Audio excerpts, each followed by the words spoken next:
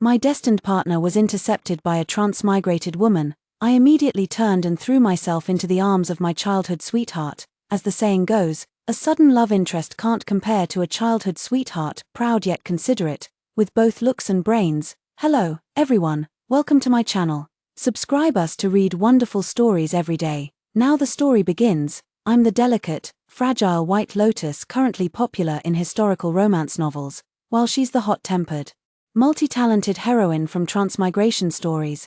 The male lead, a brilliant and resourceful prime minister, naturally found himself drawn to the equally exceptional transmigrated woman, so there I was, shipping my favorite couple on the sidelines while the system screamed frantically in my ear, "This is bad, it's doomed, this world is going to hell sooner or later." I coughed up blood and downed a bowl of medicine.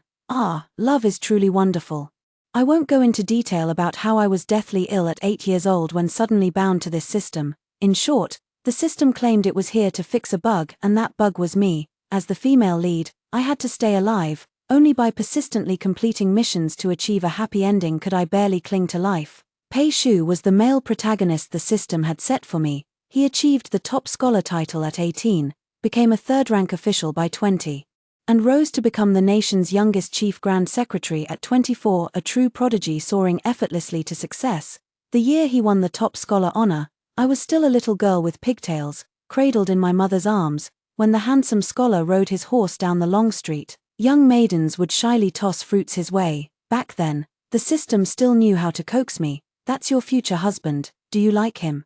I was staring absent-mindedly at the red flower by Sui Yi's ear when he suddenly turned around, startling me. "What are you staring at? Jealous of how handsome I am?" My mother burst into laughter, pulling me closer and tucking me into her embrace. His mother smacked the back of his head, exasperated. "You little brat, itching for a beating. How dare you bully your sister?" Hiding in my mother's arms, I watched as Sui Yi grimaced in pain and couldn't help but giggle foolishly. And so, the glorious scene of the top scholar faded into obscurity in my mind, leaving only the vivid memory of a single red flower tucked behind the young boy's ear, burning bright in my recollections. The system asked, "Aren't you jealous? That's your future husband." I set down the medicine bowl and popped a candy into my mouth. The couple I ship is so sweet. Avoiding petty competition between women is one thing, but struggling to survive is another matter entirely. On the third day of my headache, chest tightness, and suffocation, I finally remembered the task of fostering feelings with the male lead, and the system suddenly sprang to life, weeping bitterly. "My dear has come around, I'm so moved." Sigh, "No choice, I can barely survive anymore. Over the years, I've figured out the system's unreliable survival mechanism. Talking to Pei Shu for 15 minutes adds 1 health point. Exchanging gifts with Pei Shu adds 5 health points. Physical contact with Pei Shu adds 10 health points. But according to the system, if I could do some unspeakably intimate things with Pei Shu, it would add 20 life points. 20 life points, enough to keep me alive for 2 more months. With trembling hands, I swallowed a 10-fold tonic pill and shakily went to find Pei Shu. At that moment, he was at the horse track instructing a student on horseback riding. The student was petite, and as Pei Shu helped him mount from behind, it almost looked like he was embracing him. I stood to the side, reluctant to interrupt. Xiao Dao supported half of my weight, visibly anxious. "Chief Minister." On the 4th lap of the horses passing, Xiao Dao finally couldn't hold back and called out, "Our young lady has brought some food." I was watching with great interest, just as their little hands secretly clasped together and the young man leaned down to whisper something private to Pei Shu. When Xiao Dao's shout abruptly shattered that beautiful scene, the young scholar quickly stood up, his face brushing past Pei Shu's lips, and my eyes lit up with excitement. "Miss Song, what brings you here?" Pei Shu turned to look, his expression far from pleasant, by nature aloof. His tone grew even more brusque with his current displeasure. The young man had already dismounted and stood rigidly by his side. With an understanding smile, I handed over the food box. "Lord Pei, I've brought some pastries." Pei Shu stood rooted to the spot, showing no intention of coming forward. Those 5 health points from delivering food were clearly out of reach. I pondered how to engage him in conversation for a full quarter of an hour.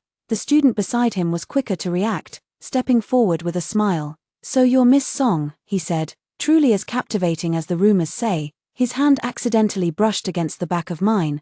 A soft asterisk ding asterisk echoed in my mind, startled.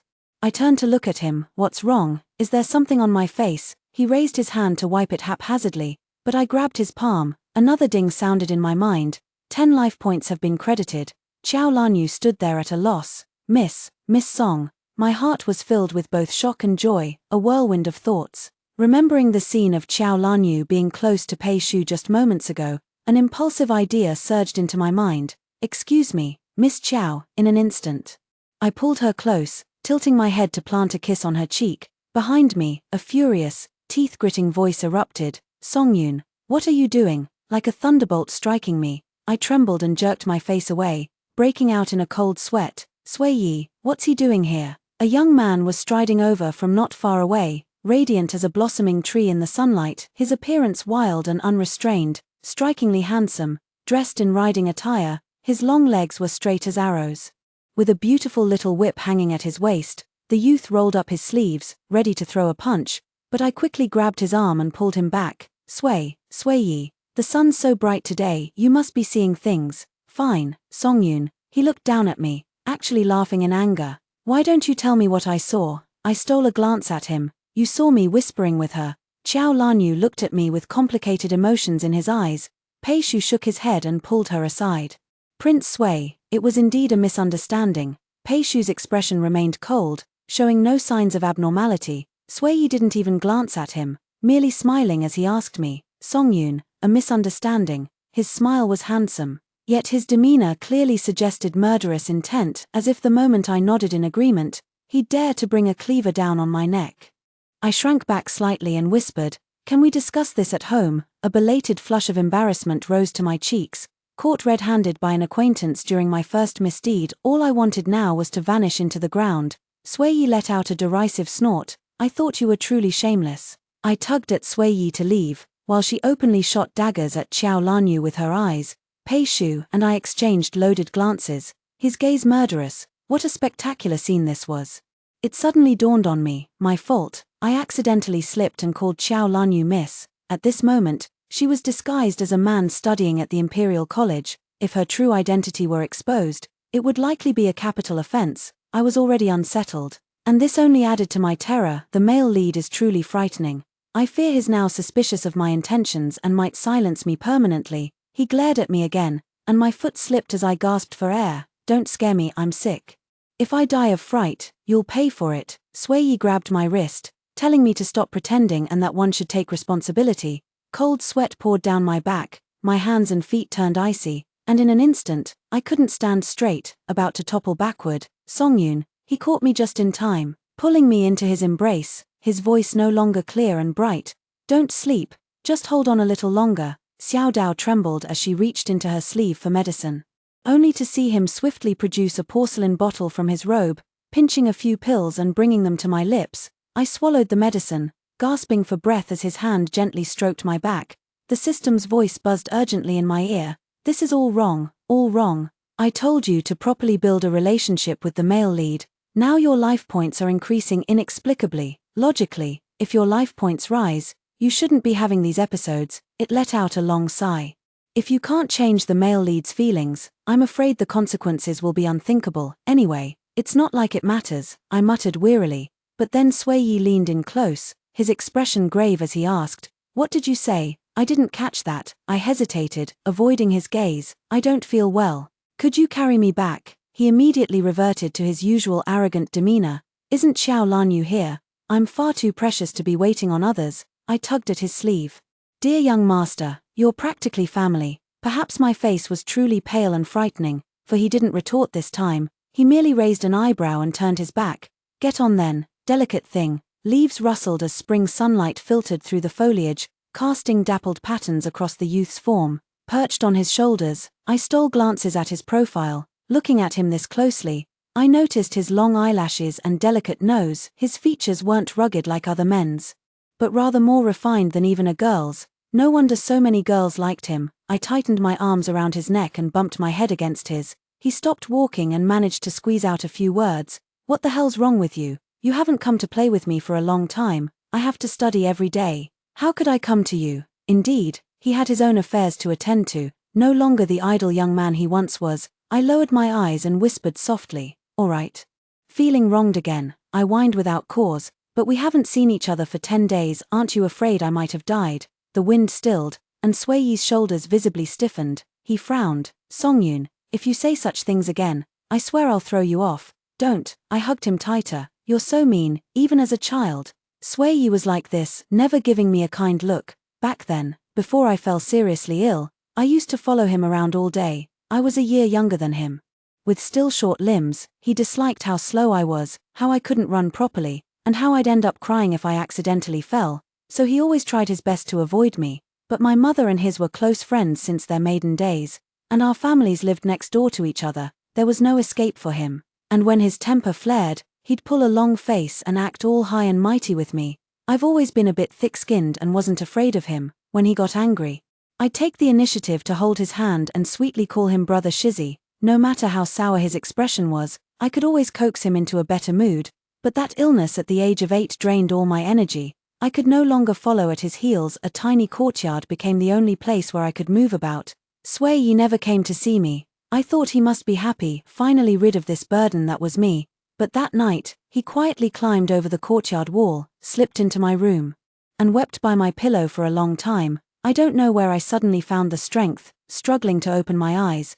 Brother Shizzy, don't cry anymore. When you cry, it makes me so sad too. He didn't expect me to wake up and froze in place, his long eyelashes still glistening with crystal-clear tears. When he came to his senses, anger gradually surfaced on his face, and he snapped as usual. Little Song Tail, what nonsense are you spouting? This young master is not that kind of person. I looked at him. But you look so sad. His face flushed crimson in an instant, and he stammered with his neck stiff. I just pity you. This young master has a kind heart and can't bear to see someone looking half dead. Moonlight spilled across the ground, the courtyard fragrant with blossoms. The young boy crouched by the bedside, wild and unrestrained. My eyes curved into crescents as I mustered my last strength to say, "Young master, I have a secret just for you alone." He asked, "What?" At that very moment, a voice suddenly echoed in my mind, "Successfully bound to the female lead system. System rebooting for detection." My vision went black, and I fainted. Sui Yi brought me back home. My mother held his hand and insisted he stay for dinner. There were no classes at the Imperial College tomorrow, so he had nothing pressing to attend to and thus nodded in agreement. During the meal, I sat beside him, fidgeting uncomfortably until my mother slapped my hand. "Stop squirming like that while eating, mother," I called out softly, stealing a glance at the person beside me. "I mean, Sui Yi is here too, could you save me some face?" "Aunt, she's always been like this since childhood. Please don't take it to heart." "Huh, what do you mean I've always been like this since childhood?" I stared at his smiling face and stepped on it decisively, then buried my head in my rice bowl before he could shoot me a glare. My mother, however, was lost in memories because of these words. Yes, she's never been well behaved during meals. When she was even younger, I had to chase her around to feed her, though mischievous back then. At least she was healthy. I wish she could be like that again. Seeing the conversation veering toward melancholy, I quickly spoke up, eyeing a plate of braised pork. "Mom, I want a piece." No sooner had I spoken than Sui Yi scooped the last 2 pieces into his own bowl, raising an eyebrow at me. No, angry. It seems that last kick didn't hurt him enough. I met his gaze without flinching. "I want to eat." He acted as if he hadn't heard, sneering. "One of the ingredients in your medicine clashes with meat. If you want to feel sick later, then go ahead and eat." I stared at him in confusion. "How do you know this?" Sui Yi paused mid-action, remained silent for a long moment, then arrogantly placed a chopstickful of food into my bowl. "I'm so clever. Unlike some people who are slow-witted, how could I tolerate this?" I decisively turned my head to tattle. "Mother, he insulted me." "Aunt, I said some people," he replied. My mother laughed, her tone warm with relief. "Aye, if you have time, come visit your little sister more often." I lowered my head and poked at my rice. Who needs his company? And since when was I his sister? After the meal, Sui Yi took his leave and returned to his residence. The twilight deepened as the evening breeze rose. I lay on the bamboo couch in the courtyard, idly gazing at the sky. A faint star flickered in the southwest corner, while a pale crescent moon hung low on the horizon. All around was silent, perfect for daydreaming, yet the system tirelessly nagged in my ear. "I see your life points are at 32, enough for 3 months. But this data increase is completely unscientific. You'd better go find the male lead in the next few days." Lost in thought, I murmured, "Since when did Sui Yi know medicine?" The system noticeably hesitated. "I was talking about Pei Shu." "Oh, Pei Shu." I snapped back to attention. "What about Pei Shu?" Its tone turned reproachful. You don't even care about your own body, always waiting until your health points hit rock bottom to panic. The male lead is about to run off with someone else, and you're still not worried. What exactly would make you care? I thought about it seriously and nodded in agreement. You're absolutely right, it exclaimed excitedly. Then let's quickly make a plan to win back the male lead. I lay back in the bamboo chair, curling up. Let's sleep first, I'm so tired. System. Over the courtyard wall, a kite suddenly soared into the air, trailing a long swallowtail. My eyes lit up as I rose from the bamboo couch, picked up a pebble, and tossed it over the stone wall. Before long, there was movement by the wall. The youth leaped onto the top, his hair fluttering and the hem of his clothes sweeping through the air with effortless grace. He landed steadily beside me and raised a pair of bright eyes. Qinhuai River for some music, want to go? Yes, yes. I nodded repeatedly, naturally opening my arms, waiting for him to carry me. This habit of ours had lasted 9 years. To explain it would drag up a pile of old memories. After falling ill at 8 years old, I had to take medicine every day. Back then, I was afraid of the bitterness and would often vomit the medicine shortly after drinking it. My mother tried many methods, but none worked. Sui heard about this and came to see me with a bamboo dragonfly. Tilting his chin up, he said, "Little Song Tail, haven't you always wanted this? I'll give it to you once you finish your medicine." With shining eyes, I obediently downed the entire bowl of medicine. He pressed the bamboo dragonfly into my hand with visible heartache. For it had always been his favorite possession, something he'd never been willing to part with before. I kissed him on the cheek, and he flushed crimson with bashful irritation. After that, he often came to me clutching little trinkets. Never leaving until he'd seen me finish my medicine. Unable to bear his departure, I'd tug at his sleeve and trail after him. By then his temper had softened considerably, nothing like his former disdain, and he let me follow without complaint. I was nearly out the door when my mother came running to hug me. "Yunyun, Brother Ayi is coming back to the estate. Tell him see you tomorrow." I looked at mother and piped up brightly, "Can't I go home with brother the heir?" My father stood nearby and gave a haughty HMPH, his little mustache quivering with indignation. "See, raising a daughter for someone else's family." Then he turned to Sui Yi and said, "Sui boy, go tell your father you'll come be our son, and we'll trade Song Yun over to you." Who would have thought Sui Yi would actually lift his eyelids and straightforwardly call out, "Dad?" Then he came over to take my hand and said, "Dad, I'm going home with her today, you can come pick me up tomorrow." My parents froze for a moment before suddenly bursting into laughter. In the end, Sui Yi was beaten back home by his father. Even through the courtyard wall, I could hear his father's booming voice, "You shameless rascal, no sense of decency, how did I end up with a son like you?" I watched Xiao Dao squatting in front of the ant hole and asked in confusion, "Why can't I go to his house?" Xiao Dao thought for a moment, probably because you're surnamed Song. And the young master is surnamed Sui. You're not family." I nodded thoughtfully. That evening, the swallow-shaped kite took flight, swaying back and forth in the sky above my courtyard. Tilting my head up, I caught sight of Sui Yi. The youth nimbly leaped down from the wall, his agile figure and fair complexion radiating a distinct vitality against the heavy dusk. I froze for a moment. "Brother Shizzy," with a light lift of his brows, he scooped me up and slung me over his shoulder.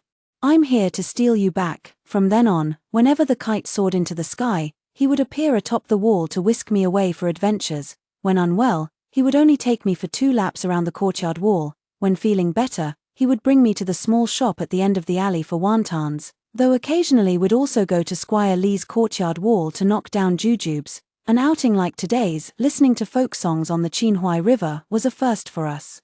Watching the passing painted boats, I gasped in unsophisticated wonder, "How lively it is." Today he wore a long robe of slate blue with a mandarin collar, making his skin appear even paler. His raven-black hair, under the dazzling lights of the Qinhuai River, looked both exquisite and nobly refined. I looked at my own empty clothes and felt ashamed, too thin, dry and shriveled, not the least bit attractive. What's more, the girl playing music at the bow of the boat was quite beautiful. Sui Yi.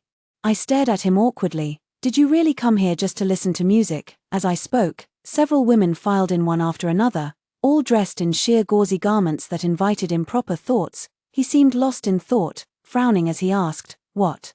I deliberately put on a stern face. I said, "I'm going back to tell your mother." "Did I offend you? Going to tattle again? Who told you to be so greedy for beauty?" He let out a scoffing sound. "Keep dreaming. This young master has no interest in coveting you."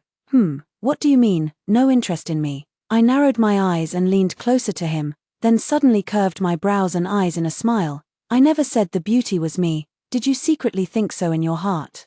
The maid set down the trays and lifted the curtains to leave. The woman at the bow strummed her peeper, singing a soft Wu dialect melody. Sui Yi's face, bathed in the breeze, looked exceptionally handsome. From the riverbank, a child's voice suddenly cried out, "Light the fireworks." Then, with a bang, fireworks burst across the sky, scattering into a dazzling display. After the peak of brilliance, only scattered embers remained, drifting down like stars, the fireworks reflected in Sui Yi's eyes.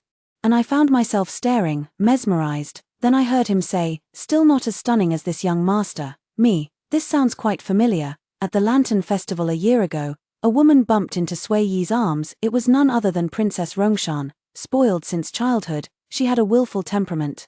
Having taken a liking to Sui Yi, she didn't beat around the bush and declared bluntly, "Hey, you're quite handsome, I like you." Sui Yi merely nodded, The Lantern Festival's glow set the perfect atmosphere as Princess Rongshan blushed and added, "When I saw you at the palace banquet, I fell for you at first sight. My feelings are genuine." Sui Yi nodded understandingly. "I get it, after all, this young master is quite handsome." The princess froze momentarily. At a loss for words, Sui Yi picked up a lantern and asked softly while lowering his gaze, "Anything else? You haven't given me your answer yet." "Oh," he paused, enunciating each word clearly, "I like those who are even better looking than me." The princess ran home in tears, while Sui Yi gritted his teeth and endured the beating. His father punished him by making him kneel in the ancestral hall. I sneaked in to bring him food, only to find him lying on the prayer mat, already fast asleep. Sui Yi, I called his name softly, unable to suppress the bitterness in my heart,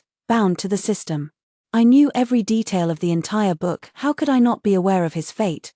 Princess Rongshan would become his future wife. They would meet at the palace banquet, become acquainted today, and grow fond of each other over time. As for me, I was merely his childhood friend from the past, not even entitled to confess my feelings for him. The system blared in my ear. "Alert, alert. Detected excessive emotional fluctuations toward the male supporting character. Please adjust immediately. If values exceed the limit, compulsory measures will be taken to erase all memories between you and him." I set down the food box, my voice trembling. "Understood. How ridiculous, I'm not allowed to love him. Because I'm the female lead." "Song Yoon," Sui Yi's helpless voice sounded. "I merely complimented my own looks. Was that really worth getting so upset you'd cry?" I gathered my thoughts and curled my lips. I wasn't about to cry, and besides, you're naturally good looking. Those obsidian bright eyes across from me sparkled as he raised an eyebrow. "Such silver-tongued flattery, this young master approves. Does the young master have a reward for me? Then, what would you like? How about the sesame cakes from Uncle Lee's shop at the alley entrance?" "No, why? Too greasy." Propping his head lazily, he glanced at me before pinching a piece of pastry and stuffing it to my lips. "Young master's in a good mood today, here's a yam cake for you." I took a bite from his hand and said while chewing, "Do you know how long it's been since I last had meat? Every day you just tease me with it. Wasn't there meat in the medicinal porridge you drink daily? That doesn't count." At this, his eyebrows visibly lifted as he slowly remarked, "At the palace banquet in the 10th year of Yuanan, you secretly ate pig's trotters and then lay in bed for 10 days afterward. When I visited you, you tearfully promised, Brother Shizzy. I'll never be greedy with food again." My gaze drifted away. "No need to go into such detail." He laughed, his dark eyes twinkling like stars. "Not only that, but you also grabbed my hand, insisting I stay with you, and even said, 'Don't say it.'" I pushed his hand back and shoved the pastry toward his lips. "This yam cake is really good. You should try it." To my surprise, Sui Yi's expression changed abruptly. "Hey, what are you doing on the yam cake?"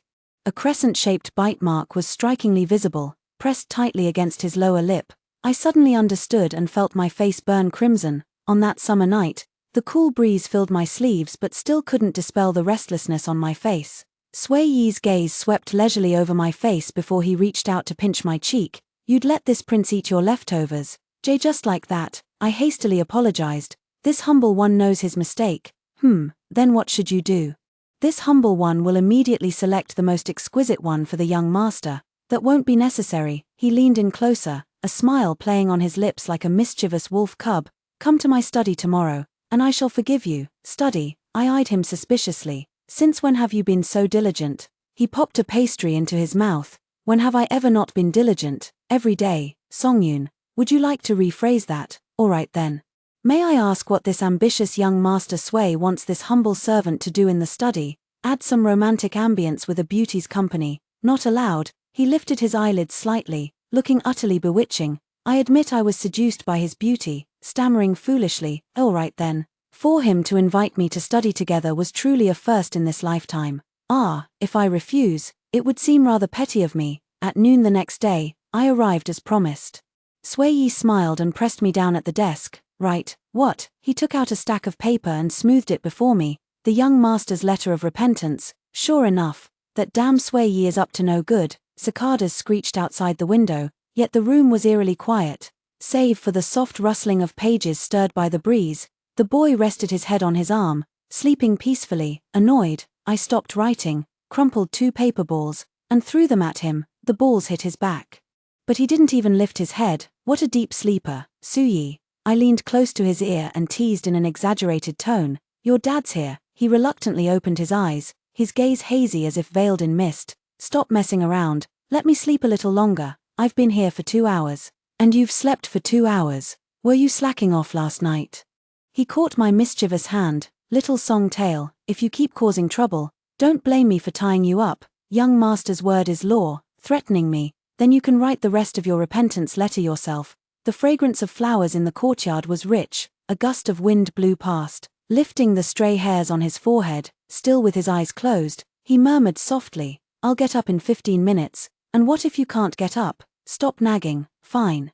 Someone's got serious morning grumpiness. Well, this young lady isn't exactly a saint either. I sat to the side, completely at ease with my laziness. After all, it wasn't me who failed to submit the assignment, nor was it me who'd be punished by the teacher. Who'd want to help him write this damned letter of repentance anyway? I glared at him fiercely. If he had any conscience left, he should wake up right now and start copying the text with me. The sun gradually slanted, and the harsh afternoon light spilled through the window, creeping onto his face, yet he still hadn't woken. The bright room made the faint shadows under his eyes all the more visible. My gaze paused, and my anger instantly dissipated.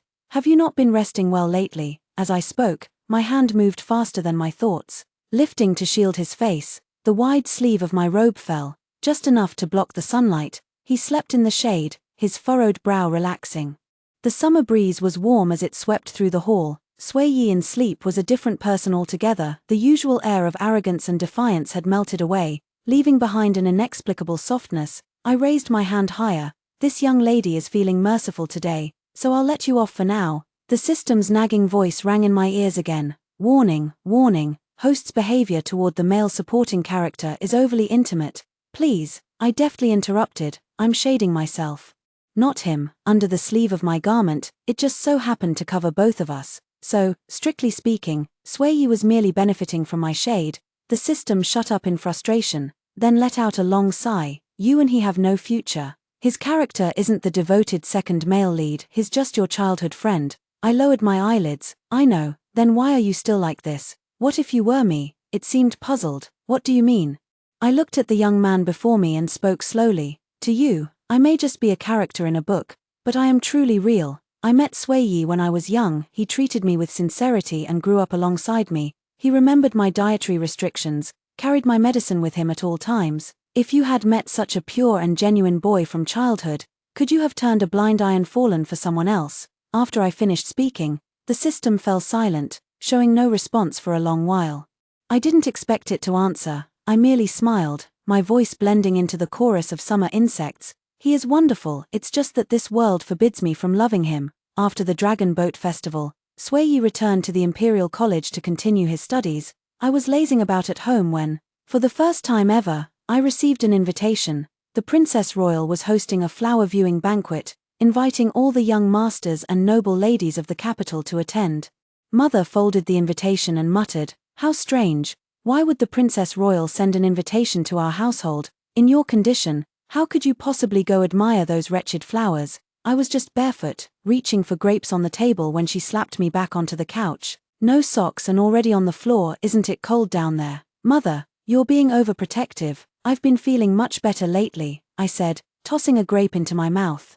With 30 health points remaining, I felt completely refreshed. She put on a stern face. If you're feeling better, then rest properly. I'll decline this banquet invitation for you. No, no, we absolutely cannot decline the Grand Princess's invitation. Besides, Pei Shu would be there too. I needed to go and advance the plot. On the day of the flower viewing banquet, the noble ladies wore light, elegant dresses, all exquisitely and appropriately adorned except for me, whom my mother had bundled up like a zongzi. I took off my outer robe and handed it to Xiaodao, keeping only a thin shawl draped over my shoulders. The maidservant leading the way walked briskly ahead, and Xiaodao called out anxiously, "Slow down, my young mistress isn't in good health." The maid turned her head, rolling her eyes skyward. "The Grand Princess is waiting up ahead. I can't afford to delay and keep her waiting. Isn't it just flower viewing? Why must we observe an auspicious hour?" I grasped Xiaotao's hand. No matter, if someone with eye disease can walk swiftly, why shouldn't I be able to? The maid's eye twitched, and with a stomp of her foot, she quickened her pace. Truly worthy of being the Grand Princess's personal maid, her temper mirrors her mistress's exactly. The system whispered in my ear, "The Grand Princess is a supporting female character, so naturally she dislikes you. Be careful in everything. Remember to wait for Pei Shu by the lake in the rear garden at 3 p.m. Completing this plot will add 10 life points." I nodded, standing by the lake for a while to earn 10 life points. That's quite a bargain. But indeed, there's no such thing as a free lunch in this world. When I finally encountered the disheveled Pei Shu by the lakeside, I couldn't help but sigh deeply. What a coincidence. Chief Minister, his eyes burned crimson. Why is it you again? I'm just here to enjoy the breeze.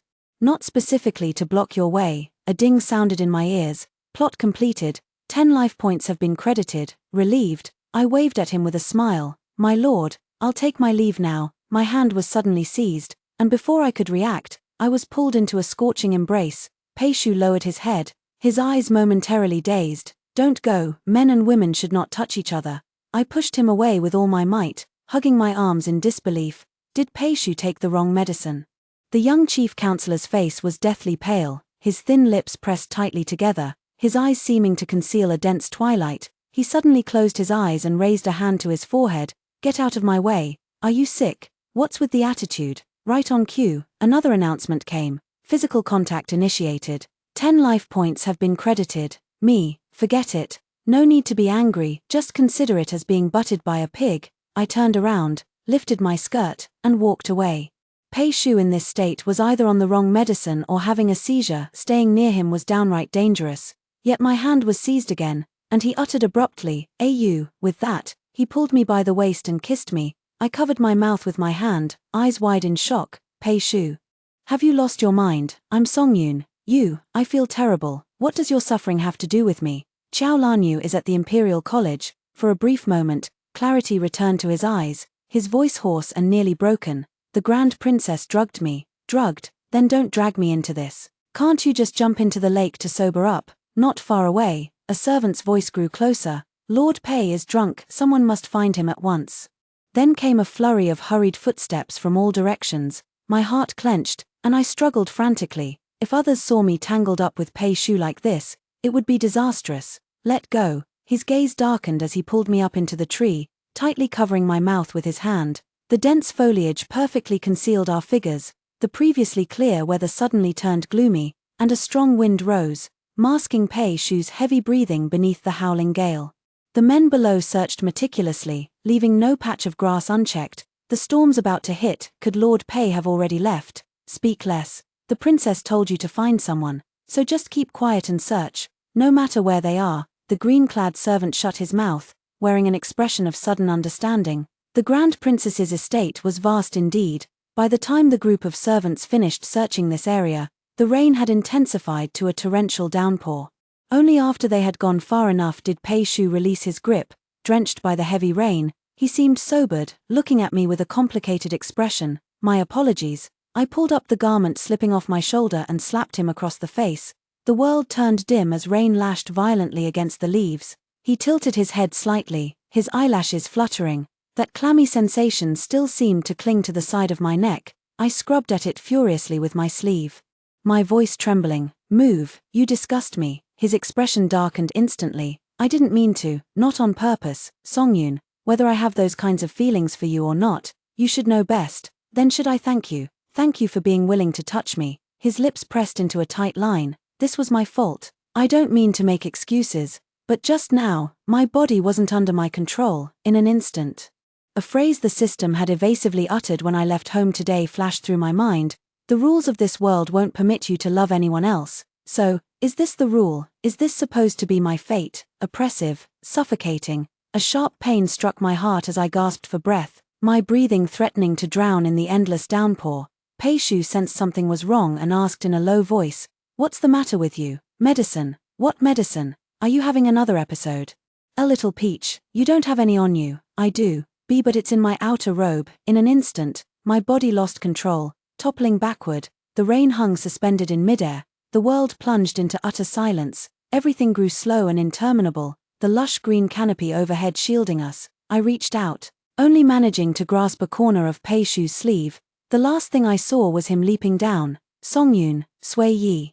The young man was slumped over the desk asleep when someone tapped him on the shoulder from behind. He reluctantly opened his eyes. "Classes are already over. Why are you still sleeping?" The person wore plain white robes, the most common attire for Imperial College students, yet on him, they looked strangely alluring. Sui Yi glanced at him and frowned. "What do you want? I kindly reminded you. Why are you so fierce? Did you stay up late reading medical books again last night?" As he spoke, he flicked open the folding fan in his hand and fanned himself with exaggerated flair. "So what if I did? Nothing much, except it's not me who's unbalanced in my studies, nor is it me who skipped algorithm class to attend pharmacology and got caught. Lu Jiao, have you eaten too much? TSK. My fault for meddling." He snapped his folding fan shut and glanced at the sky.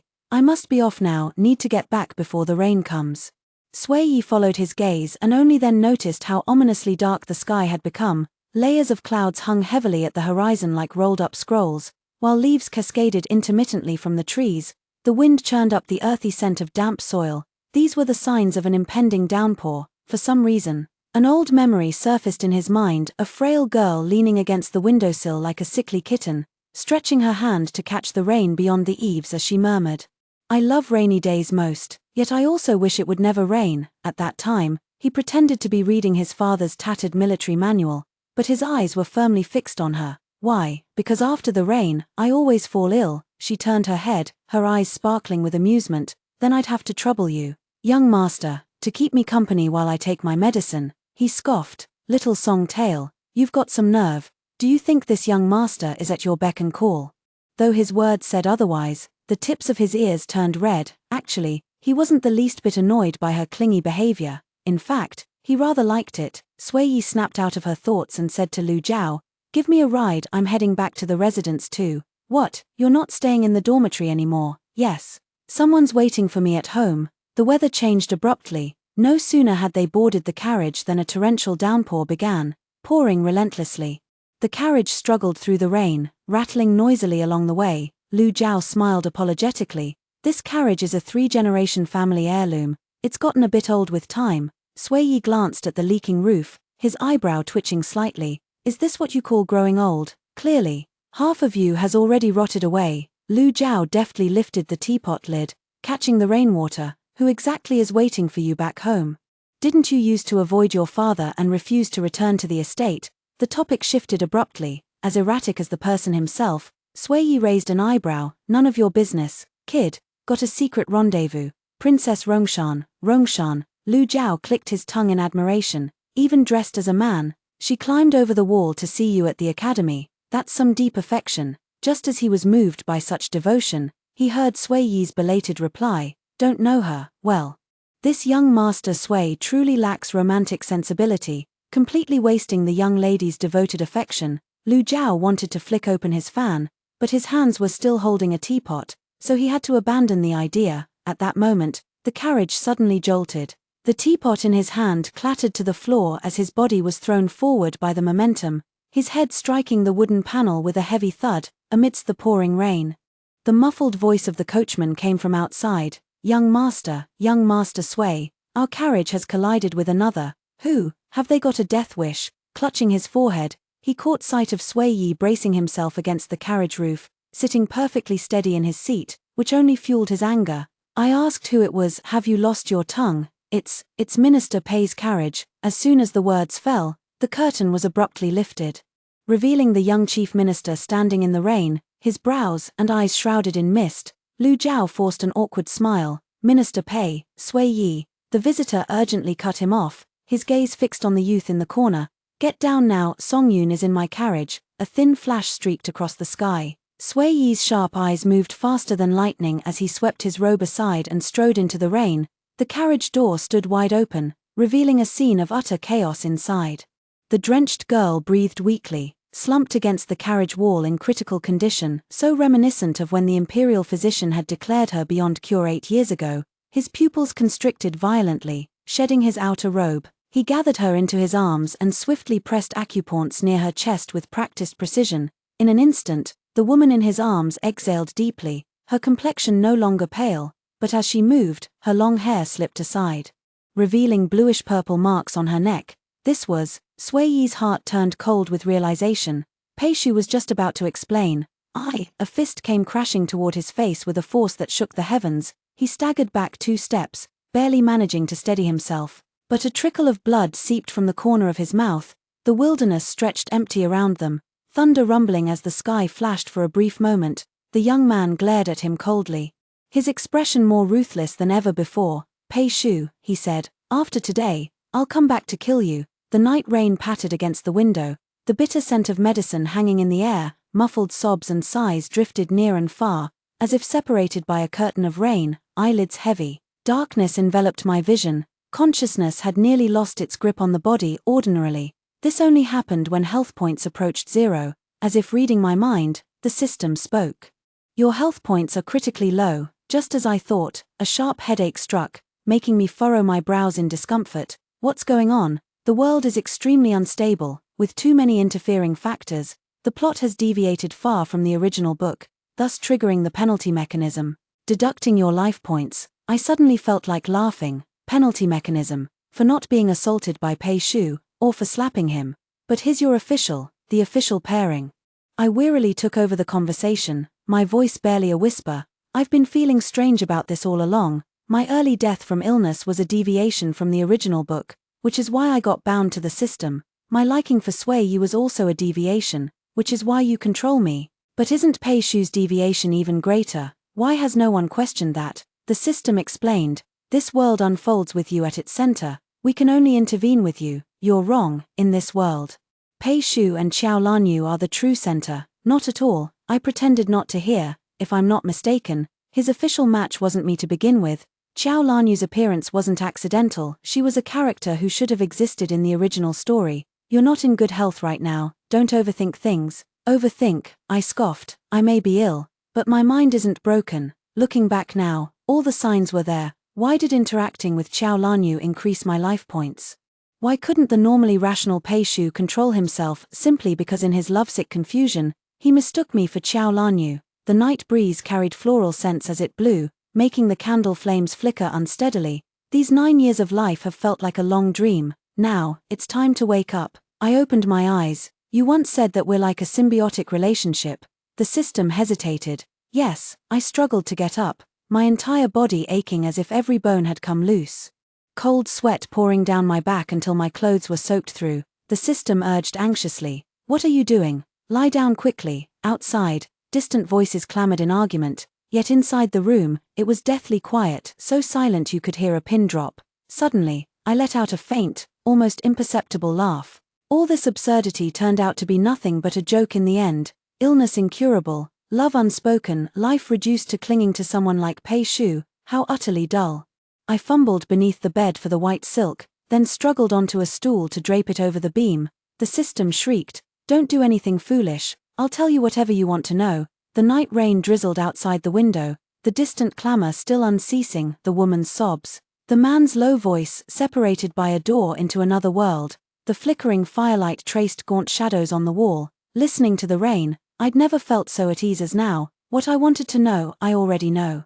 What about Sui Yi? What about your father and mother? What will they do after you're gone? Aren't you afraid this world will collapse? I smiled in relief. Whether it collapses or not, don't you already know? With that, I kicked the stool away violently, and the sensation of suffocation came over me, wrapping around my nose and throat like a tide. I shut my eyes tightly, enduring wave after wave of dull pain in my chest. The system screamed, "Madness! Madness! Call for help! Call for help!"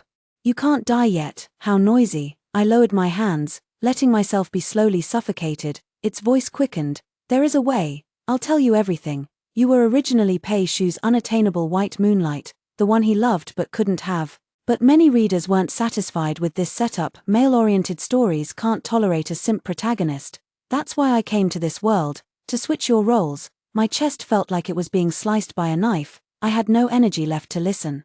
We can finish the plot. After that, you can do whatever you want to do. The shout suddenly weakened as a stuttering mechanical voice rang out. Alert, monitoring system DA Mage, system DA Mage. Beep, a piercing screech clamored in my ears. On the brink of death, my hearing became unnaturally acute. My wandering consciousness was partially pulled back. With trembling hands, I frantically groped for the knife hidden in my sleeve. Hurry, I can't hold my breath any longer. Suddenly, the white silk noose around my neck snapped, and a figure swooped in to catch me. Air rushed back into my lungs as I gasped frantically, coughing violently. Songyun, who allowed you to die? This voice. My gaze swept over him. The young man's thin lips were pressed tightly together, his pitch-black eyes like pools of dense fog and thick clouds. Leaning weakly in his embrace, I struggled to speak. It's not what you think. I didn't mean to die. Where did that white silk come from? Who is hanging from it? Songyun. His eyes were downcast, the corners slightly reddened. Did you ever consider the consequences when you did all this? Something seemed to tear open in my heart as I weakly closed my eyes. I'm sorry. The burning pain at the nape of her neck never subsided, searing like fire. It hurts. Sui-Yi's body stiffened. I'll call the physician. Don't go. Father and mother would be heartbroken. The rain pattered rhythmically on the roof tiles, turning everything damp and hazy. The boy's eyes were hollow as he asked hoarsely, what about me? Do I not have a heart? Song Xiaoweiba, do you think I'm made of iron? Without any feelings, my heart suddenly clenched. I reached up to cover his eyes. Don't be sad. If you cry, I'll cry too. Who said I was going to cry? Your eyes are all red. I forced a faint smile. Brother Shizzy, are you actually a crybaby? The grip around my waist suddenly tightened as he pulled me into his embrace. Gritting his teeth, yes, I can cry. If you die, I'll follow Meng Jianyue's example and weep until your grave collapses. Then I'll turn into a little ghost and come find you, draining your young energy every day. How childish you are. I carefully wrapped my arms around his waist, pressing my face against his shoulder. You're the childish one, really. This time, the system's shrill alarm finally didn't sound. My eyes stung as I held him even tighter. This was the person I'd yearned for all these years, the embrace I'd longed for, just as I'd imagined, dry and warm, carrying a faint scent of mugwort. Tears fell without warning. I choked back a sob. Don't cry, no being sentimental, can't let Sui-Yi worry. But the youth was exceptionally sharp. He gripped my shoulders and pushed me away. Looking down, the orange lamplight enveloped the figure before him, casting an even more pitiful glow on that pale, sorrowful face. His heart trembled. Don't cry, it's my fault. I was too harsh. I pouted. I'm not crying. Then smile for me. Don't laugh. Dog Sui, can't you read the room?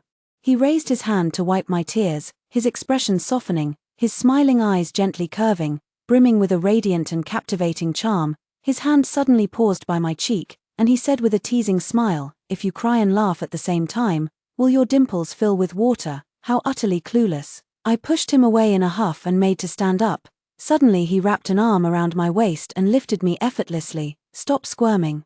This lord is feeling merciful. I'll carry you for a while. From this angle, I could see his sharp jawline and slightly pursed lips. My heart fluttered a little as I muttered under my breath, all dressed up like a gentleman. Speak properly. All dressed up like a gentleman. All right, I get it. You're just jealous of how handsome this young master is. In an instant, memory fluttered forward like a dancing butterfly, passing through long streets, crowds. And the high horse of the top scholar, slipping through the window crack to alight upon a crimson flower by the young man's ear. He turned his gaze sideways. What are you looking at? Envious of how handsome this young master is. At that moment, I widened my eyes in awe, vaguely catching a wisp of affection. But this wisp of affection might have taken root even earlier. On the day we first met, I held his hand and tried to pull him toward my home. A group of adults stood dumbfounded as they heard me say, "This big brother is so pretty, he's coming home with me." Flustered, he snapped, "Hey, who said I'm going home with you?" The youthful, naive face from back then overlapped with the picturesque young man before me now, while the pouring rain outside the window and the hazy lamplight behind us formed a delicate curtain of scenery. His eyes seemed to hold a pool of spring water. Rest well, I'll stay here with you. I couldn't help but call out, Sway Yi. The young man raised an eyebrow. What? When you're in a good mood it's Sway Yi. When you're upset it's brother air this and brother air that. And no, that's not it. I lifted my head, struggling to suppress the embarrassment in my heart. There's something I want to tell you. What? I closed my eyes and said, if I said I like you, would you still talk to me afterward? An eerie silence spread through the room. The dampness of the rain mingling with the scent of medicine in the air. I breathed nervously, my heart racing uncontrollably. But after all these years, wasn't this exactly what I had longed for, to openly confess my feelings?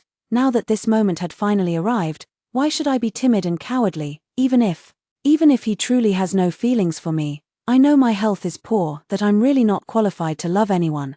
I also know, I always end up causing you trouble. Someone equally radiant should stand by your side, someone like Princess Rongshan. His voice deepened. Songyun, let me finish. My voice was very soft, like a dream. I like you, I've liked you for a long time. Before, I never had the chance to say it, and only now can I finally speak. Father and mother always said I should treat you like a brother, who wants you as a brother. That's why I call you by your name. Do you remember that year we went to the Lantern Festival together? You said you'd buy me a lantern. I waited for you in the tavern, and in just that short while, several girls threw their handkerchiefs at you. When you came back, I got angry with you, not because you bought the wrong lantern, but because I was petty and selfish, hating how beautifully you smiled at others. Why can't you be mine alone? Why are you going to marry someone else in the future? My voice choked with sobs. Why am I not good enough for you? Always sickly and weak. Suddenly, warmth enveloped me as he stretched out his arms, as if trying to press me into his very being. Tell me, how many times have I held you today? Do you think this prince is so casual that he'd embrace any woman he comes across? What do you mean? He let out a long sigh. Weren't you quite bold on ordinary days, even in broad daylight? You dared to kiss Qiao Lanyu. Me? How long ago was that? Why bring it up again? A tear rolled down my cheek as I rubbed my face against his chest in frustration. Helplessly, he cupped my face, a smile tugging at the corner of his lips. So, why not be a little bolder? Guess that this prince likes you. Really? I couldn't believe it. Or is it fake? Is it that kind of liking? I mean that kind of liking. His smile was dazzling. Little Songtail, are you an idiot? The kind of liking you want is to marry you. My tears stopped abruptly. My eyes lighting up. Then when will you marry me? Pa, no. Then can you give me a kiss? No, I just wanted to make sure you weren't teasing me. The boy hunched over, shoulders trembling, his starry eyes sparkling as he suppressed laughter. My face flushed crimson instantly, and I awkwardly tightened my grip on the blanket. Stop laughing. A sudden kiss landed on his forehead, making his long lashes flutter upward. Confirmed. That's it. The youth blinked in slight confusion. What do you mean? I propped myself up, pressing an awkward, inexperienced kiss to his lips before lowering my head. Didn't they say people who like each other should kiss like this? The gauze curtains fluttered as the night breeze gently brushed by. Sway Yi remained motionless for a long moment. I felt a pang of regret. Had I been too forward? I'm sore. Start. I looked up and froze in place. His face was flushed red as he covered his mouth with his hand. What are you looking at?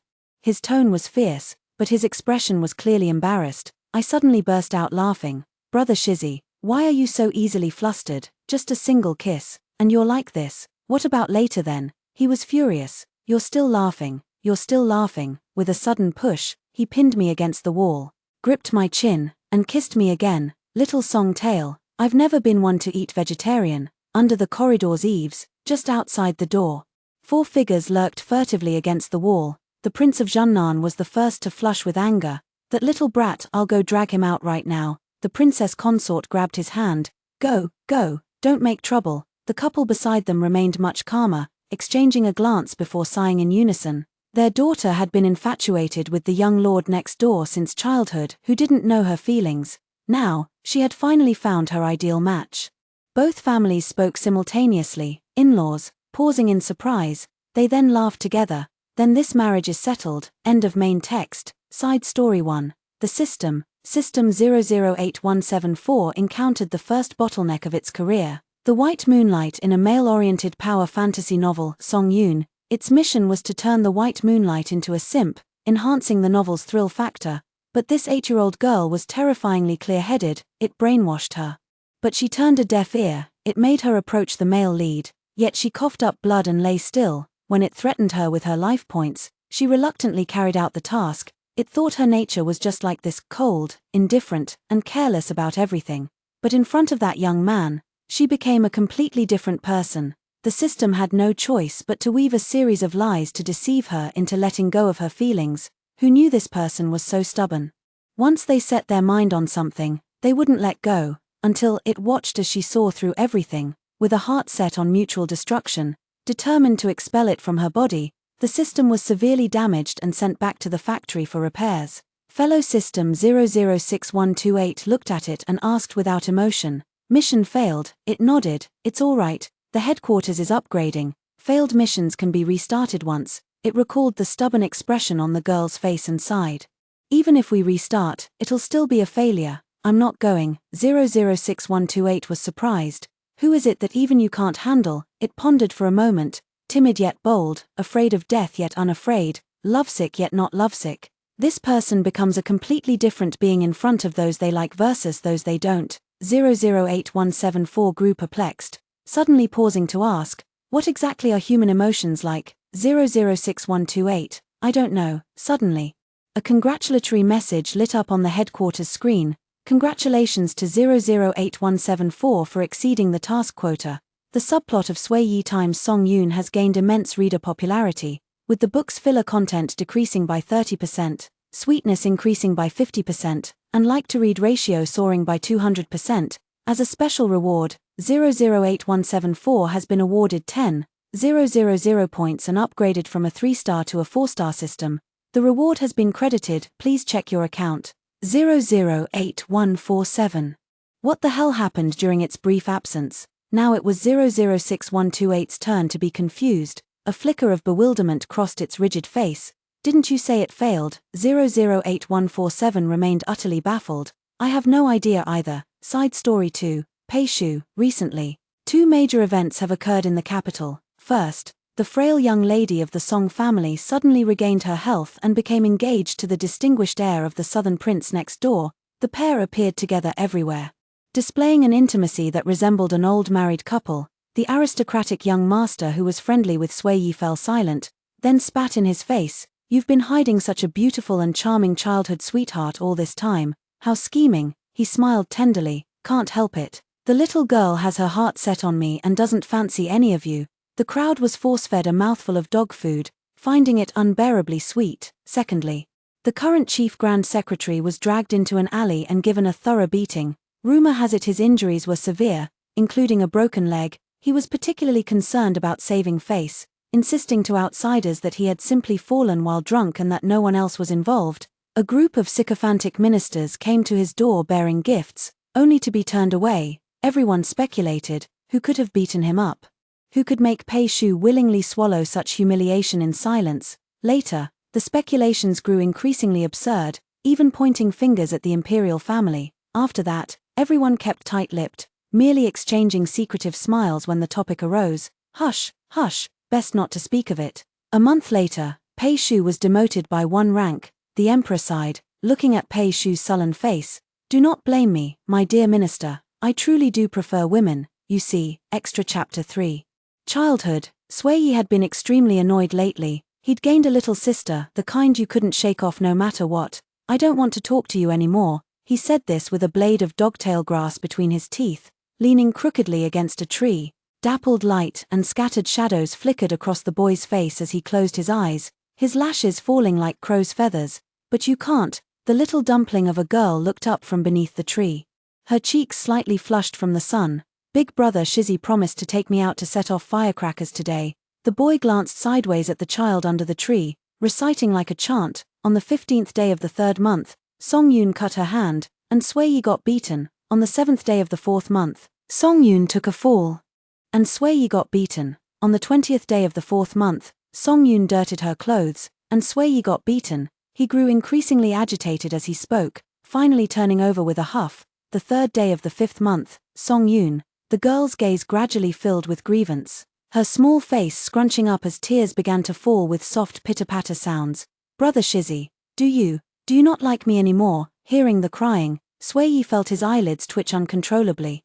The fear of being dominated by her in the past igniting his survival instincts as a young man, his crimson robes fluttering. He leaped down in one swift motion and scooped her into his arms. "Hey, don't cry, when did I ever say such a thing?" He wiped her tears, but the more he wiped, the more they flowed. "Is this little dumpling made of water? Stop crying, no more tears." If he kept crying, his father would come after him with a stick again. His eyes wandered as he answered perfunctorily, "Yeah.